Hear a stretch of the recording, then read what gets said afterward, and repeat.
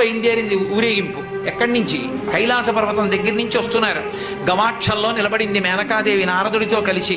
ఒక్కొక్కళ్ళు వస్తున్నారు. అబ్బా వెలిగిపోతున్నాడు, ఆయనేనా మా అల్లుడంది. కాదమ్మా, సూర్యుడు దిక్పాలకుల్లో ఆ వెనక వస్తున్నాడు. ఎవరో బాబాయ్ నల్లగా ఉన్నాడు దున్నపోతు మీద, ఆయన ఎవరా? మీ అల్లుడు కాదు, బెంగ పెట్టుకోకు, యమధర్మరాజు గారు. ఆ వెనకాతల అబ్బా చల్లగా ఎంత బాగున్నాడో, ఎవరు? చంద్రుడు, మీ అల్లుడు కాదు. ఈయనెవరోనయ్యో చాలా అందంగా ఉన్నాడు, ఎర్రగా ఉన్నాడు, కాంతులీనుతున్నాడు, బ్రహ్మగారు. మీ అల్లుడి దగ్గర పురోహితుడమ్మా, పెళ్లి చేయడానికి వచ్చే బ్రహ్మగారు ఆయన మీ అల్లుడు కాదు.